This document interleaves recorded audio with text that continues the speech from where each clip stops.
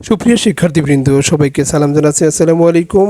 আমরা আজকে কথা বলবো বুলিয়ান অ্যালজেব্রা নিয়ে। জর্জ বুল সর্বপ্রথম গণিত ও যুক্তির মধ্যে সম্পর্ক আবিষ্কার করেন এবং এক ধরনের অ্যালজেব্রা তৈরি করেন, যাকে বুলিয়ান অ্যালজেব্রা বলা হয়। যোগ ও গুণের ক্ষেত্রে বুলিয়ান অ্যালজেব্রা কতগুলো নিয়ম মেনে চলে। এই নিয়মগুলোকে বলা হচ্ছে বুলিয়ান স্বতঃসিদ্ধ। অর্থাৎ বুলিয়ান যোগ এবং নিয়ম গুণের মধ্যে কিছু নিয়ম যে রয়েছে সেগুলোকে বলা হয় বুলিয়ান স্বতঃসিদ্ধ। বুলিয়ান চলক। তো বুলিয়ান চলকের মান হচ্ছে দুটি, একটা হচ্ছে 0 এবং অন্যটি হচ্ছে 1। বাইনারি সংখ্যা পদ্ধতিতেও আমরা কিন্তু দুটি অঙ্ক ব্যবহার করি, একটা হচ্ছে 0 এবং অন্যটি হচ্ছে 1। 0 এবং 1 এই অঙ্ক দুটি এসেছে সিগন্যাল থেকে। সাধারণত বাইনারি পদ্ধতিতে আমরা 0-1 ব্যবহার করি, যেটা সাধারণত ডিজিটাল সিগন্যালের দুটি অবস্থা, একটা হচ্ছে 0 এবং একটা হচ্ছে 1। আমরা জানি সিগন্যাল দুই প্রকার, একটাকে বলা হয় অ্যানালগ সিগন্যাল এবং অন্যটা হচ্ছে ডিজিটাল সিগন্যাল। তো অ্যানালগ সিগন্যাল হচ্ছে সাধারণত আমরা বাসা বাড়িতে যে বিদ্যুৎ ব্যবহার করি, এসি যেটাকে বলি, এটা হচ্ছে অ্যানালগ সিগন্যাল। সাধারণত 220 ভোল্ট ব্যবহার করা হয়ে থাকে।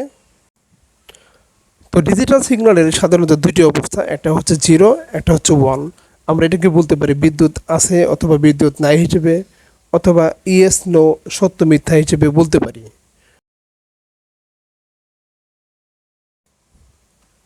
ডিজিটাল সিগন্যাল সাধারণত এসেছে ভোল্টেজ থেকেই।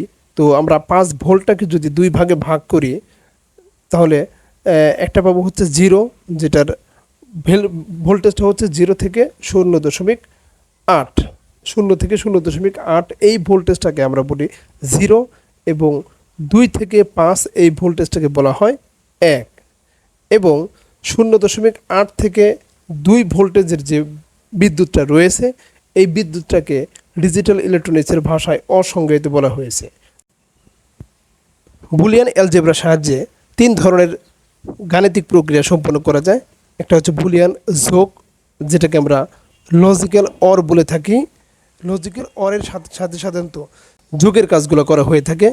এরপরে বুলিয়ান গুণ, যেটাকে আমরা বলি লজিক্যাল অ্যান্ড, এটার সাহায্যে গুণের কাজগুলা সম্পন্ন করা হয়ে থাকে। এবং 3 নম্বরটা রয়েছে বুলিয়ান পূরক, অর্থাৎ লজিক্যাল নট। লজিক্যাল নটটা হচ্ছে 0 দিলে অন হবে, অন দিলে 0 হবে, অর্থাৎ বিপরীত অবস্থা প্রকাশ করবে। বুলিয়ান অ্যালজেব্রার অর অপারেশন যে নিয়মগুলো মেনে চলে, এই নিয়মগুলো হলো, যেমন 0-এর সাথে 0 যোগ করলে হবে 0, 0-এর সাথে অন যোগ করলে অন, অনের সাথে 0 যোগ করলে অন, অনের সাথে অন যোগ করলে অন। এখানে একটা বিষয় লক্ষণীয় যে যোগের ক্ষেত্রে যে কোনো একটা ইনপুট অন হলেই কিন্তু আউটপুট আমরা অন পাচ্ছি, অর্থাৎ যে কোনো একটা অন হলেই কিন্তু আউটপুট আমরা অন পেয়ে যাব। এটা হচ্ছে বুলিয়ান অ্যালজেব্রায় যোগের নিয়ম। বুলিয়ান অ্যালজেব্রার সাহায্যে অ্যান্ড অপারেশন এর যে নিয়মগুলো মেনে চলবে, যেমন 0-এর সাথে যদি আমরা 0 গুণ করি তাহলে 0 পাবো, 0-এর সাথে অন গুণ করলে 0 পাবো, অনের সাথে 0 গুণ করলে 0 পাবো এবং অনের সাথে অন গুণ করলে কিন্তু 1 পাবো। এক্ষেত্রে মনে রাখতে হবে ইনপুট, অর্থাৎ যে কোনো একটা যদি 0 হয় তাহলে কিন্তু আউটপুট 0 পাবো। যখন শুধুমাত্র সবগুলো ইনপুটই অন হবে তখনই অন পাবো। তো একটা বিষয় দেখতে হবে যে বুলিয়ান যোগ এবং সাধারণ যোগ কিন্তু এক নয়। বুলিয়ান যোগের ক্ষেত্রে আমরা যেখানে পাচ্ছি অন যোগ অন সমান অন, এক্ষেত্রে সাধারণ যোগের ক্ষেত্রে কিন্তু আমরা অনের সাথে অন যোগ করলে কিন্তু 2 পাবো। বাইনারি যোগের ক্ষেত্রে কিন্তু আমরা অনের সাথে অন যোগ করলে 2 পাই। বুলিয়ান উপপাদ্য খুবই গুরুত্বপূর্ণ একটা টপিকস।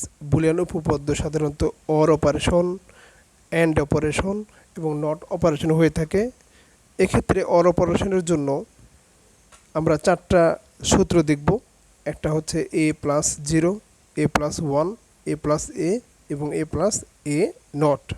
তো a+0 হচ্ছে a+1 হচ্ছে অন হবে, এটা a+a হচ্ছে a এবং a+a নট হচ্ছে 1। এক্ষেত্রে অর অপারেশনের ক্ষেত্রে আমরা আউটপুট যেটা দেখব a এবং 1, শুধুমাত্র a পাবো এবং 1 পাবো। অর অপারেশনের ক্ষেত্রে কিন্তু শুধুমাত্র এ এবং 1 পাবো। এটা বিশেষভাবে একটু মনে রাখলেই সূত্রগুলো কিন্তু সহজে আমরা আয়ত্ত রাখতে পারবো। এখন আমরা দেখব হচ্ছে অ্যান্ড অপারেশন। অ্যান্ড অপারেশনের ক্ষেত্রেও 4টা নিয়ম। এর সাথে 0 গুণ করলে হবে 0, এর সাথে 1 গুণ করলে হচ্ছে এ, এর সাথে এ গুণ করলে এ সমান এ গুণন এ নট 0। এক্ষেত্রে লক্ষণীয় যে এই গুণনের ক্ষেত্রে আউটপুট পাবো শুধুমাত্র 0 এবং এ, অর্থাৎ গুণের ক্ষেত্রে পাবো আমরা 0 এবং এ, আর যোগের ক্ষেত্রে পাবো 0 এবং 1। এক্ষেত্রে এ গুণন এ এবং এ গুণন এ নট সমান হচ্ছে 0। এই সূত্র দুটি খুবই গুরুত্বপূর্ণ। বিভিন্ন ধরনের সমীকরণ সরল করতে আমাদের এটা প্রয়োজন পড়বে। সবশেষে দেখবো হচ্ছে নট অপারেশন।